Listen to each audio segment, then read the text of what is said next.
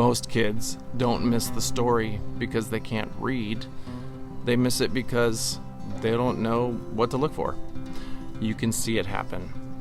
You're reading along, everything seems fine, and then a few pages later you ask, what just happened? And you get that look, the one that says, I heard the words, but I have no idea what's going on. And honestly, we've all been there. Yes, even adults, especially adults. Hello everybody, Keith Terpsma here, and welcome to episode 12 of The Lit Torch, videos designed with family read aloud in mind. Let's begin with an observation.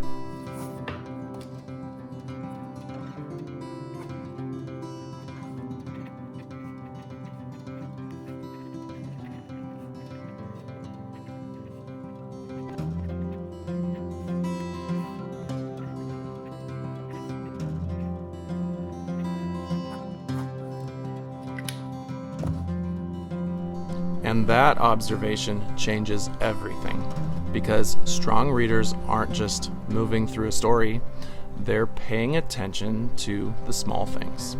A strange word, a quick decision, a detail that feels just a little off. At first, those details don't seem important. They're easy to pass right by. But stories are built on those moments. They're clues.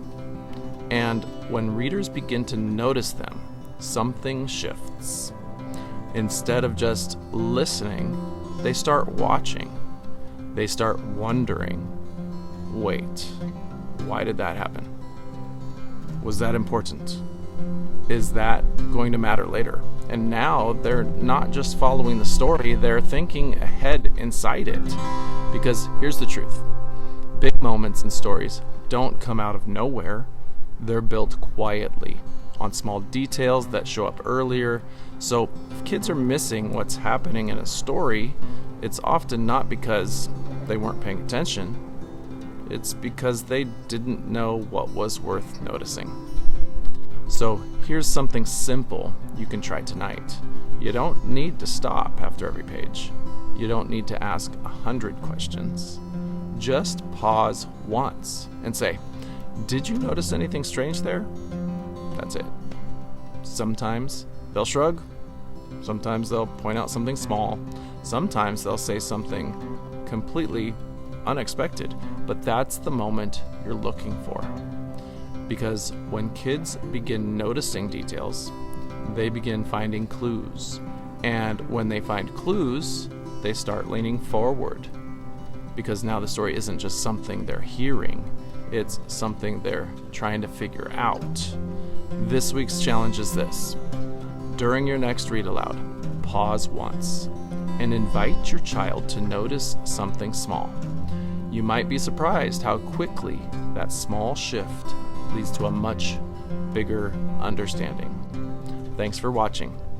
And if you'd like to learn more about how to turn small moments like this into meaningful reading experiences for your family, I've put together a free 5-day email course you can find linked below. Until then, take the torch and read aloud. All the best to you and your family.